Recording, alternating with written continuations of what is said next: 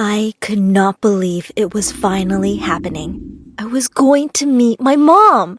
The hospital called at 3:30 in the morning to tell my dad that my mom had finally woken up and was asking for him. I know this sounds crazy, but my mom's been in a coma since I was born. I literally put her in a coma, and she hadn't woken up once in 14 years. Until this morning. My dad burst into my room, almost knocking my lamp over on my bedside table. I startled awake, and before I could even open my eyes all the way, he said, "She's awake!" At first, I thought he was talking about me, and I was about to yell at him for waking me up. But then I realized what he meant. My mom was awake. My mom! I never heard her voice in real life. I never seen her eyes look into mine. I've held her hand, but she's never held mine. She's been here the whole time, but she has been so far away, too. She had had a complicated pregnancy with me. I was a stubborn fetus, I guess you could say. I decided that I wanted to come early, which caused a lot of issues for her, and she was rushed into surgery to get me out. She never regained consciousness after she was put under anesthesia, and because of her family's beliefs, my father never took her off the meds that kept her alive. I'd always had a feeling that at some point, I would have to be the one to end my mom's life. But thankfully, it didn't sound like that was going to happen after all. I bolted out of bed and ran to get my brother up. He was 2 years older than me, so he only remembers small fragments of Mom singing Twinkle Twinkle Little Star every night, and she made the best chocolate chip pancakes in the world. The sad thing is, he doesn't remember her smile or the way she smelled. So this day was the best news for all of us. My brother never said it out loud, but I knew that he blamed me for what happened to our mom. And to be honest, I didn't expect any less. He was nice to me growing up, but I always felt like there was something between us that wouldn't allow us to get closer. He hadn't forgiven me. Did you know the longest time someone has been in a coma was 19 years? Terry Wallace was in a coma for many years before he woke up on June 11, 2003. The ride to the hospital seemed to last forever, and we all rushed in as soon as my dad got the car in park. Our happy reunion was cut short when the doctor stopped us outside of my mom's room. He had a grave look on his face. Something was wrong. "She wants to see Emma," the doctor said, and my dad pulled me forward. He said no problem and tried to get the doctor to open the door. "No, see," the doctor started. "She doesn't understand that Emma is a teenager now. She thinks that she just gave birth to her several hours ago." I think all of our faces turned white. Of course, we had thought this could happen, but we didn't know what to do when it finally came to be. The doctor told my dad that he didn't want to shock my mother until we were all here at the hospital with her, and we could introduce me. This wasn't going to be easy, and we all knew that. I held my breath as my dad and the doctor went into my mother's room. All I could hear was some muffled talking from the doctor and my dad. Then my mom started to scream uncontrollably. "Bring me my baby!" I got goosebumps up and down my arms. This was probably the most afraid that I've ever been in my life. I was so afraid that my mother was going to hate me and that she was going to think I ruined her life too. I almost ran out of the hospital, but my brother nudged me forward. The door to the hospital room stood open in front of me, and I walked through. I had never seen my mom with her eyes open. She already looked so much more full of life than she had just days ago. "Hi, Mom," I said, twirling my fingers through my hair. I did that when I was nervous. My mom was doing the same with hers, as she said, "Hi." My dad said that it was okay to step closer. I couldn't help but start to cry as I walked up to my mom. She had the same hair color as me, and her eyes were just as blue. My dad had always told me I looked like her, but I never could see it until now. In that moment, I felt like my mom had come back from the dead. I know she'd been here this whole time, but she was as good as gone. I touched her face and her eyes lit up. It's like she knew it was me. It's like she remembered my soul when she carried me in her stomach. "It is you," she said, and she wrapped me in a humongous hug. We bawled together on the bed for quite some time. Then my mom pulled away from me and wiped her tears. "It's so nice to finally meet you. The last time I saw you, you were on a black and white screen," she chuckled, talking about the sonogram. "I've grown since then," I giggled, and wrapped my hand around hers. Since Mom had been in bed for so long, most of her muscles were weakened. She'd need lots of physical therapy to get them back into shape. She wouldn't be able to leave the hospital for a couple of weeks, maybe even a month. And when she did leave, she would still be required to do lots of physical therapy and other therapies, I guess. Those other therapies would help her deal with all the time that had passed and missing out on our lives and things like that. The one thing we didn't know how to tell her was that our dad was remarried. We'd had a stepmom for the last 3 years. My brother and I had given our dad our blessing to start dating again after the 10-year anniversary of when my mom went into a coma. He'd been so lonely. He'd basically only lived for us, and having someone there to help with the kids would be amazing too. We decided we weren't going to tell my mom that first day. We thought it would be too much to add to everything else that was going on. On the ride home, my brother blurted out that he didn't think we should tell mom at all. He thought we should make our stepmom move out, which I didn't think was such a bad idea either. Our dad wasn't going for that. He hadn't fallen out of love with my mom. He'd just become stagnant. And the fact that she was awake now seemed to be weighing heavy on his mind. He was silent almost the entire ride home. When we pulled into the driveway, I asked if he was okay. He looked at me with tears in his eyes and said he just didn't know what to do. We walked into the house and gave each other the biggest hugs. Our stepmom walked up and asked if we were okay. She knew what had happened and all of the craziness that was now going to continue. Except she thought that my dad didn't love my mom anymore and that they were actually divorced, when in fact, this was going to be hell for sure. Later on that night, while my brother and I were supposed to be sleeping, we snuck down the stairway to listen to my dad and stepmom talking in the kitchen. "So what are we going to do?" my stepmom was asking. My dad was silent when she continued, saying that obviously we would need to contact my mom's family and have them help out. My dad said we were her family, and she would stay with us. My stepmom hated that idea and suggested that we get a hotel room for her until we could figure something out. That's when he dropped the bomb. "We're still married," he blurted. My stepmom nodded. "Yes, we are, and I have every right to say what happens in this house." He gave my stepmom the side. "I have every right to say what happens in this house." He gave my stepmom the side eye and said, "No, I mean that I'm still married to her." "So we aren't even legally married?" My dad shook his head. I could tell he was crying again. My stepmom let out the biggest scream I'd ever heard. I think it blew out my eardrums. With ears ringing, my brother and I rushed down the stairs when my stepmom was slinging horrible words at my father, her face in a red rage. Her things were packed within a few hours, and she was off to her sister's house. I could tell my dad was hurt, but he looked almost relieved as well. By the end of the week, my mom was ready to come home. We set up the guest room for her, but we were surprised when she came in the house and went directly to the master bedroom. My dad didn't say anything, but my brother spoke up. He told her to put her things in the guest room, and she looked hurt. "It's okay, Mom. You can sleep in the master bedroom tonight," I tried to assure her. "Tonight? It's my bed, my house." She looked confused and worried. Then she asked where our stepmom was. We told her she left, and I don't know if I saw relief on her face or terror. We all helped her get settled in the bed, and she took a nap while we discussed how we were going to introduce my stepmom to my mom. However, not long after, our stepmom came to the door and knocked loudly, waking my mom up. My brother answered the door, and in a hushed tone, he told her to be quiet. Just as the door shut again, my mom was on the landing of the stairs. "Everything okay?" she asked, and came down the stairs, coming face to face with my stepmom. "Mom, this is Lisa," I said, stepping forward. Lisa crossed her arms as my mom put her hand out. Realizing that Lisa wasn't going to shake her hand, my mom put hers back at her side. She offered Lisa to come on in, and Lisa snidely replied, "I don't need to be." I guess it just shows the type of person my mom is, but she didn't reply with something nasty and rude. She graciously smiled and offered Lisa some tea. Then she said, "We can all call this place home." Lisa scoffed. That's when my mom almost lost her cool. Instead of flipping out and yelling at Lisa, she stirred the sugar in her tea and quietly said, "You're not the one who had their entire life ripped away from them, so I don't know what you're so upset about." "You're taking my husband away," was all Lisa could muster. My mom reminded Lisa that she had actually taken her husband away first. She also said that it was extremely upsetting that Lisa got to watch her children grow up a little while she lay unconscious in a hospital bed. That's when Lisa jumped up and spilled hot tea all over my mom. I quickly sprang into action, as did my brother. I grabbed a towel to help my mom dry off. Luckily, the tea had some milk and sugar in it, so it wasn't scalding, and my brother pulled Lisa away, shoving her out the door while simultaneously screaming for our dad. He ran down the stairs like lightning. "What is it? What's going on?" he asked. We explained what happened, and my dad took off out the door after Lisa. I helped my mom up the stairs, and we got her in the shower to get the tea off of her. Then we heard shouting outside. My stepmom and dad were back. All we could hear was Lisa screaming that my dad lied to her, and there was nothing he could do to get her to forgive him. I was hoping she would leave, but she came into the house and shoved herself into the master bedroom right past my mom. I asked Lisa if she could have some respect for my mom who was changing, but she snarled at me and started stuffing a bag full of clothes. I'm out of here. Don't bother calling me, she said to my dad as she quickly left again.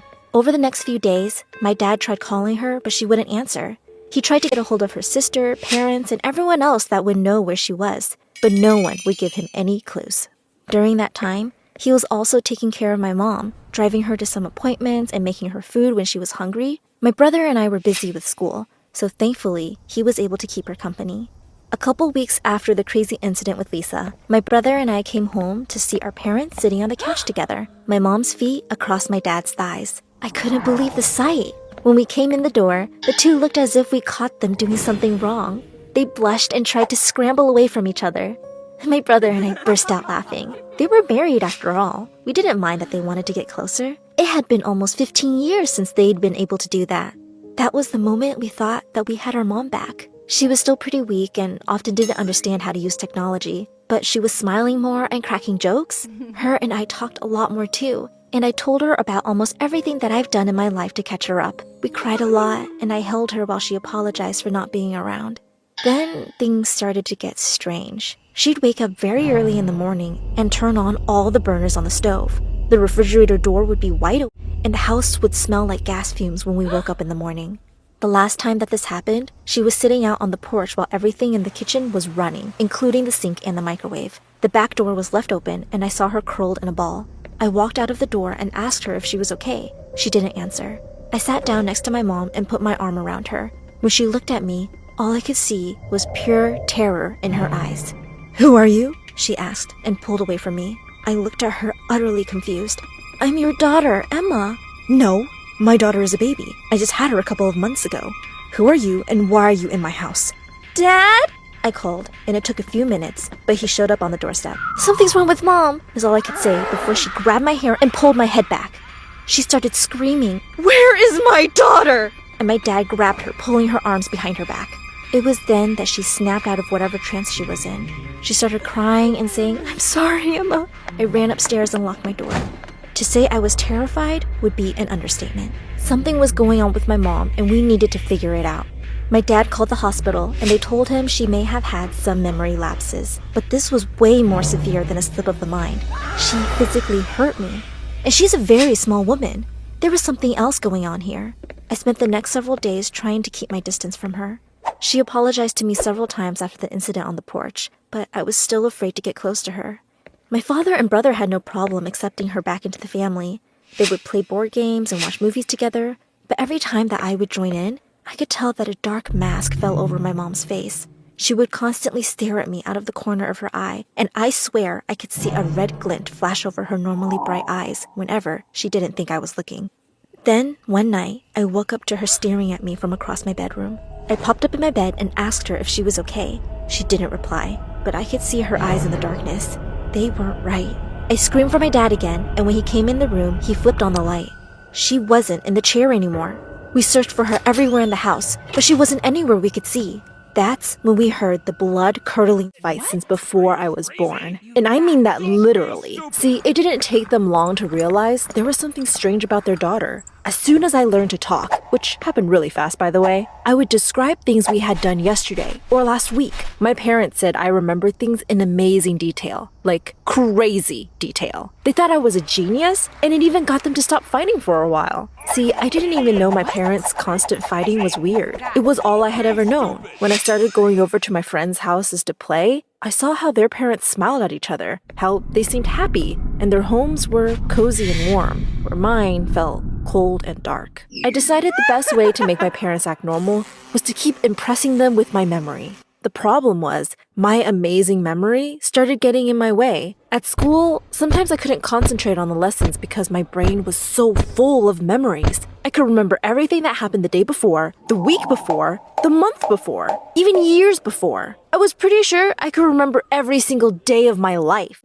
We took a trip to see my aunt. My parents said it was time to finally meet her and my cousin. They only live like an hour away, but for most of my childhood, my parents had acted like that was just too far to visit. Really, I think it was because my mom didn't like her sister much. "This is the way we went when I was a baby," I told them as we drove. My dad turned around and stared at me. My mom yelled at him to watch the road. "What do you mean?" he asked. "We went down these roads and we went to a lady's house. It had cats everywhere." My parents were silent for a long time. You can't remember that far back, my mom said. It's impossible. How else would she know those details? My dad asked my mom. We must have shown her a picture of Aunt Judy's house, but they hadn't. I just remembered it. I got distracted then, remembering other things from that day. The memories were a little fuzzy. I guess since I didn't have the words at the time I remembered my mom crying on the way there and back. So loud. The sound of it had made me cry too. The memory of our crying got stuck in my head, and I almost didn't notice we had reached Aunt Judy's.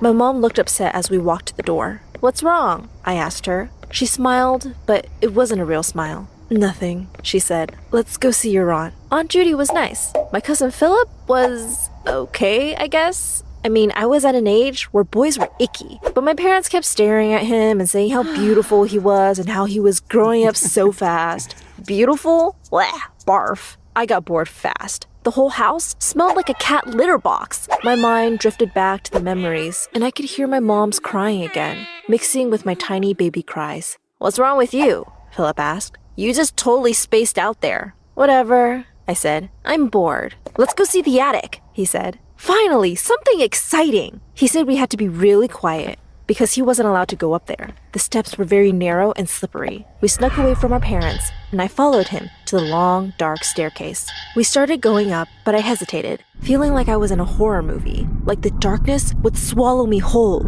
I started crawling, but I couldn't see where I was putting my feet. I slipped and fell back down the stairs. There was a horrible pain in my leg, and I started to cry. My parents drove me to the hospital. I don't want to go to the hospital, I said through my tears. It's too bright there. You've never been to the hospital, my dad said. No, when we were there before, it was too bright and everything was cold. My dad looked very confused. I wasn't quite sure how to explain it. It was dark and warm, and then it was like opening a window during a snowstorm. Suddenly it was so white and I was cold, but then Mom was holding me. My mom turned to stare at me. Are you talking about when you were born? That must be it. I could remember that moment perfectly, when I'd moved from the warmth of my mom's belly out into the world. Yes! My mom turned white like a ghost. Don't you ever say that again, she said. Nobody remembers when they are born. Lying is wrong. I remember it, I insisted. Stop it right now, my mother shouted. I was hurt and scared, so I stopped talking. The hospital was bright, just like I remembered, but it wasn't that cold. Getting my broken leg put in a cast hurt. I wanted my mom to hold my hand, but I was afraid she was still angry with me. I mostly forgot about the incident for the next few weeks as I struggled to adjust to life with a broken leg. But something had changed. Whenever I told my parents stuff I remembered, they told me I was wrong. No, my mom would say.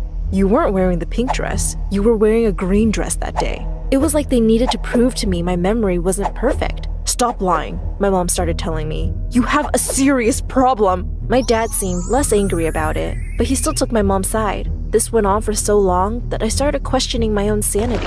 What if all my memories were really just stuff I'd made up? One day, my worst fears became reality. My parents said they were taking me to see a psychiatrist. They said I was a pathological liar and needed help. My parents had gone from thinking I was a genius to thinking I was crazy. I wanted to run away, but where would I go? So I went with them to the psychiatrist. He listened as my parents described how out of control my lying had gotten. I wanted to scream, to say none of this was true. But when he asked for my side of the story, I was afraid to go against my parents. So I just stayed silent. I had to keep seeing the psychiatrist. He put me on a medication that made me feel drowsy. It also messed with my perfect memory. I started doing badly in school. And worse, I started believing my parents. I was crazy. My memories were lies. What if I didn't get better and I had to go to a mental institution? I didn't have any siblings to tell whether my childhood memories were real. My mom had always hated having a sister, and she had wanted an only child. So I was on my own. I became lonely and depressed. By the time I got into high school, I felt like a ghost. I was still on my medication. I was a bad student and I didn't have any friends. But one morning, I forgot to take my pill. I had an amazing day at school. I could actually focus for once, and I impressed my teachers with all the stuff I memorized. My speech class, which I had been dreading, went so well. I felt like a new person up in front of the class giving my speech. I didn't need to use my note cards at all. Afterward, the teacher kept me after class. She said I should join the debate team, which traveled around competing with other schools in the state. She thought it would be good for me. I I said, thinking about all the days my pills made me too tired to think, and about the lies my brain kept making up. What if I got up to debate at a competition, and everything out of my mouth was pure BS? I couldn't risk that. I have to go, I said. Then I ran home. But the teacher kept asking me every day, until finally, I agreed to come to a debate club meeting. Before I went, I skipped my pills again. Maybe if I could just think clearly, I would be able to stop myself before I told a lie. I expected all the kids to think I was a weirdo loser, like everyone else in school did. But they actually seemed to like me. I did really well as part of the club, and I stopped taking my pills altogether. I couldn't tell my parents about my new hobby, so I said I was staying after school for tutoring. At my first match against another school, I felt ready to go out there and win until I saw my opponent. It was my cousin Philip. I barely recognized him. I hadn't seen him since that night I broke my leg. We caught up before the match, and he was nice and fun. It was time to go on stage. We were all business. It was a tight match, and I could feel the adrenaline rush through me. I did well at first, but then my overactive memory started getting in the way. I would remember things Philip had said to me before the match, a certain way he smiled, and then suddenly, I was remembering things from when we were kids. Focus, I told myself. You can't lose this. At the end, the judge declared me the winner. I was so excited. Where are you going to put your ribbon? Phil asked me afterward. My good mood vanished. I wasn't going to be able to put my ribbon anywhere, because if my parents saw, I would be in huge trouble. I don't know, I said. He noticed I was sad and said, "It was a good match. Do you feel like going out for ice cream?" We did, and we had such a fun evening together. He told me about his plans to study political science in college. I hadn't even thought about what I would do in college. What was a crazy lying freak like me going to do for a living? "I can't believe how well you had your talking points memorized," he told me. That was really incredible. It had been so long since someone thought my memory was awesome, rather than a sign of mental illness. I realized I felt a strong connection with Philip, and I didn't want to go home. We agreed we would video chat online and help each other with our debate skills. "Even though you're my rival," he said with a grin. We stayed in touch, and when we saw each other at another match, we spent the evening together again. We ended up talking about our crushes. He had a crush on the president of his school's Spanish club, and I had a crush on one of the baseball players at my school. "I don't even know how to kiss," I said. "I had like zero social life until now." He laughed. "That's sad if your cousin is your social life. And even sadder that you don't know how to kiss. You can practice on me if you want." "Gross," I said, even though I knew he was teasing. "We're cousins." "You should see your face." He was cracking up. "You thought I was serious." "No, I didn't." "Would you do it if I dared you?" he asked. We were just kidding around, but I actually was desperate to know how it felt like to kiss somebody. He stuck his lips out, joking, like he was waiting for me to try it. I decided to scare him. I leaned in until my lips were almost against his. Suddenly, we both pulled away and fell backwards, laughing like hyenas.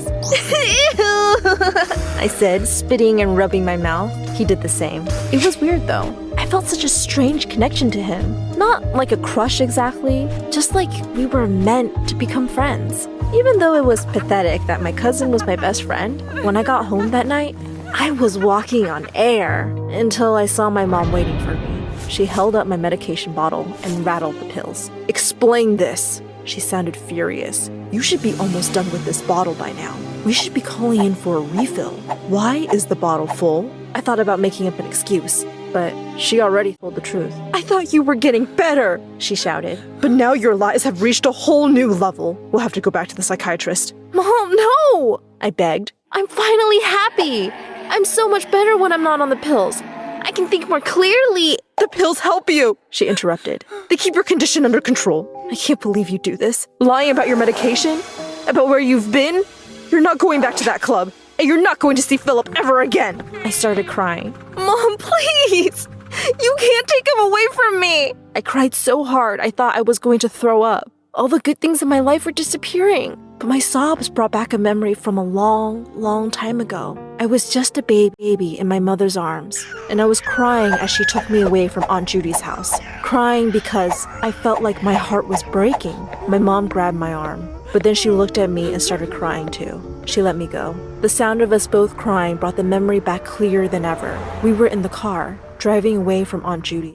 But this time, I could see not just her and Dad in the front seats, but the empty seat beside me, where a second baby carrier had been just moments before. I gasped and stared at my mom.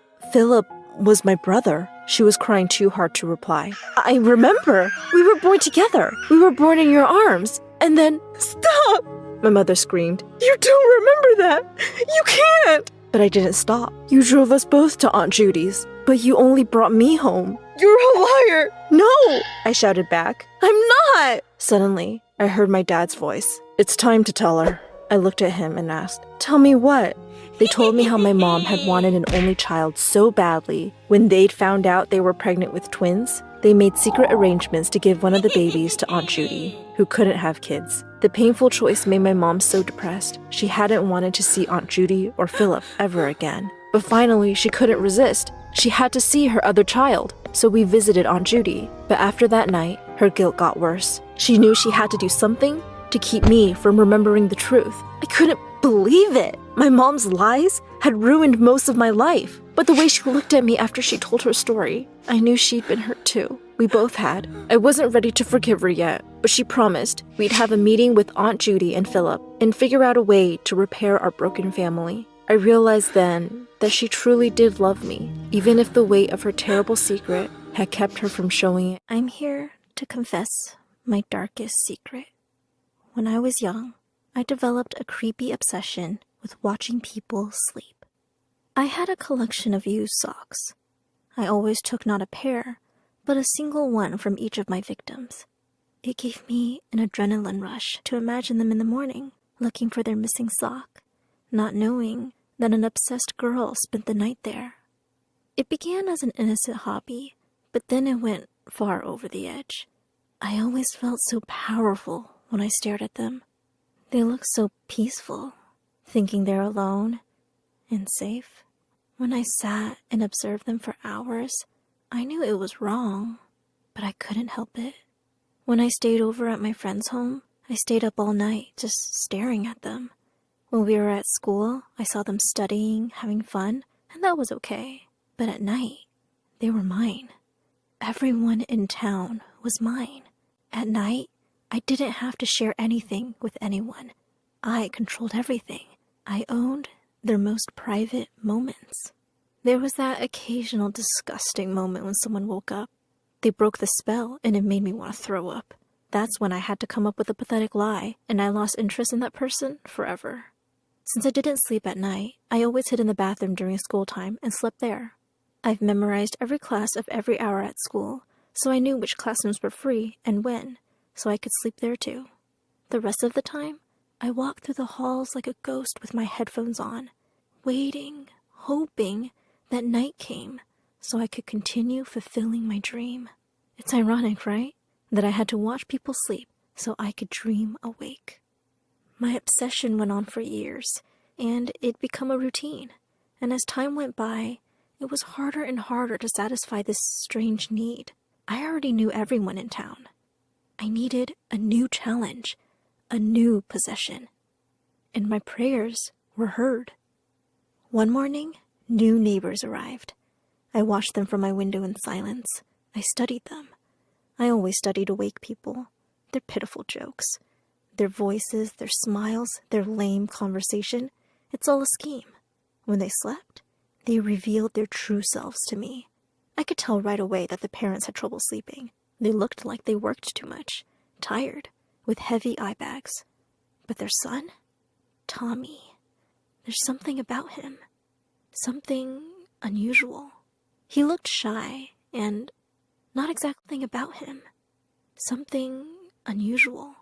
He looked shy and not exactly annoyed, but gone. From a different world. He's around my age, so I knew that a lot of teenagers acted like that. But Tommy? For some reason, he seemed different. That night, I waited for the lights to go out and went directly to his room. I stared at him for a long time. Watching new people sleep for the first time gave me a special thrill. Tommy was different, as I predicted. His lips were tight and his hands were closed in fists. But his breathing was heavy, and his eyes moved under his eyelids. I knew he was sleeping, but he was tense at the same time. I immediately felt like I've known him forever. He was not like the rest. And now, he was mine. I touched his hair, and he didn't move. He seemed so amazingly fragile. I stood up and walked around his room.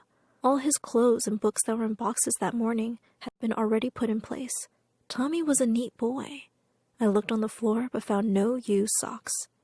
That was strange. Who doesn't have a pair of used socks lying around? You're mysterious, Tommy. You're provoking me, even in your dreams. Okay, challenge accepted. I opened the door and went out to the hall. The house was quiet and dark, but I knew it by heart, since I used to watch the previous neighbors sleep. I got inside the bathroom and searched for the laundry bag. The first thing I grabbed was Tommy's dad's underwear. I was disgusted, but I kept on looking. There were more than a couple of socks there, and I couldn't tell if they were Tommy's or not. I sniffed them with my eyes closed, trying to focus. Is this your smell, Tommy? I wondered. And suddenly, I heard noises. Dang! Someone woke up. Disgusting. The footsteps were getting close to the bathroom. Oh no! I couldn't see awake people during the night. It was painful. I heard the doorknob and jumped to the bathroom to hide, still holding the sock in my hand. I didn't want to, but I had to look to see who it was, and I sighed. Thank God it wasn't Tommy. I wouldn't be able to watch him again if he were. Luckily, it's just his dad. I held back the need to throw up as I saw him awake. It was as if someone slapped me in the face in the middle of my dream. I was having a hard time breathing. After he left, I rushed back to Tommy's room in despair, only catching back my breath as I watched him sleep. I looked at the sock in my hand, and it reminded me of his dad. I released it with revulsion and cleaned my hand on my clothes. I would have to take my souvenir the following night. I crossed him at school in the halls, but I ignored him. I saw him standing next to his locker. Some guys were talking to him. Some girls, too. I didn't mind. I didn't really get jealous of awake people. I knew that Tommy is mine. But for some reason, I began to yearn for the night. The hours turned long as I felt the need to see him, to touch him, to possess him. That night, when the lights went off, I rushed to his room. He was already asleep. Hi, Tommy, I whispered as I stared at him. I looked through the window for a moment, and suddenly, I heard it. Hi, he said. It was too soft, but he said it. I'm sure of it. I heard people talking in their sleep before, but this was not just people. This was Tommy. My precious Tommy. How are you? I asked him. Fine, he said, in the most beautiful voice I've ever heard. I was in heaven. I kneeled down next to him and crossed my hands like I was praying, and I realized I was praying to him. He's mine. He belonged to no other. How was school today? I asked him. Boring, he said, and the corner of his lips turned into a dim smile. We kept talking for hours. He was the most interesting person I've ever met. He was so easy to talk to. I opened my heart to him, and so did he. Time flew so fast, I didn't even realize the sun was rising. I jumped when the alarm clock started to ring. I didn't want this to end. I don't want to leave you, Tommy. So, without even thinking, I shut it off. But I knew I had to go. The alarm was going to ring again, and he had to wake up. I didn't want to see him at school. I didn't want anyone to see him, talk to him, or even touch him. It made me nervous. It made me angry. I went out through the window, annoyed. I went to school and tried to ignore everyone. I usually did that, but now it was hard to breathe. I needed to see him, but at the same time, I didn't want to. I crossed him in the hall again, and I couldn't help myself. I looked up and saw him. Our eyes met. A chill ran through my body, but he blinked and continued, like he didn't know me, and I breathed again. I was glad that the awake Tommy ran along. He talked to the other students, and they all laughed about something. The girls that used to be my friends surrounded him. They wanted his attention. They could smell when a new guy might be popular right away. It was gross. If only they knew what I knew about them. I've memorized them in their sleep. They're true beings. And no matter how they acted around him or even how he responded to it, the real Tommy was untouchable. I owned him forever. I finally got one of his used socks and guarded it as a treasure. I took it back to his room every night and to school every day like a precious charm. We continued to talk every night. He confessed to me that he didn't really like school, and that he didn't care if he was popular or not. I saw one version of Tommy during the day, and the opposite one at night. I already knew that everyone wore masks during the day, but I was starting to know Tommy like no other person in the world, and I was thinking that something had to be done. He's my precious gift, and I wanted him to be happy. He was not happy at school. He's happy only with me. I knew every corner of the school, every secret door. I even knew that there's a small house on the property that's been abandoned for years. The perfect place. I told Tommy that night that on the following day, we're going to meet secretly in the abandoned house, and he said he was looking forward to it. That was it, Tommy. I was going to make you mine forever. The next day when I arrived at school, I slipped a paper with a secret message in his locker. I waited patiently for break time and made sure he saw it. Then I went directly to the house and waited for him. But he never showed up. What went wrong? He saw the paper. He read it. I watched him do it. I waited for a long time. Then I tried to open the door, and it was locked. From the outside. What the hell? I tried to open it again, but nothing happened. I could scream, but then I would have to explain to the authorities what I was doing there. I tried once more. Nothing. Suddenly, I started to hear people talking and laughing. I stayed still, trying to figure out what's happening. I heard random phrases. She's crazy. Just leave her there. She had it coming. She's a weirdo. And I froze, in shock. I knew exactly what's going on. Everyone knew about my obsession. I sat on the corner and grabbed my legs. I wanted to run away. And Tommy, my precious Tommy, you knew too. You were acting too. They told you about it from day one, and you acted all along. You were the only one that knew I was going to be here. And you sold me out. After a few minutes, I heard a noise on the lock. The door opened, and I saw them, all of them. My old friends, my classmates, and Tommy, standing in front of them, staring at me. Tommy was not looking at me as if he didn't know me. His expression was changed. He's accusing me in silence. I couldn't speak. I felt betrayed. You were never real, Tommy. You were never mine. One of my old friends stepped in and stared at me. Was that scary? She said, not with worry, but disdain. You felt trapped? Defenseless? I knew what she meant. My obsession had gone too far. And the worst part of it was that I didn't even care. I didn't care if they locked me up forever. I didn't care about anything. My Tommy, my life, my everything was gone. My dream turned into a nightmare. Yes, perhaps I was obsessed. But you were acting like everyone does. I looked at him, and he stared back. This was the first time that our eyes met for so long. He looked concerned. I wanted to rip his eyes apart. I thought I knew you, Tommy. I thought you were real. Everything you ever told me was a lie. I opened my heart to you, and you smashed it. As the bell rang, all the students went back to class, but not Tommy. He stayed there, looking at me. What are you staring at? I asked him, but he stayed silent. Am I entitled to be mad at him after I made him the center of my obsession? But then again, he knew all about it from the beginning, and he kept on with it for months. He's crazier than I am. Why did he keep staring at me like that? Say something! I took out his sock and threw it to his face.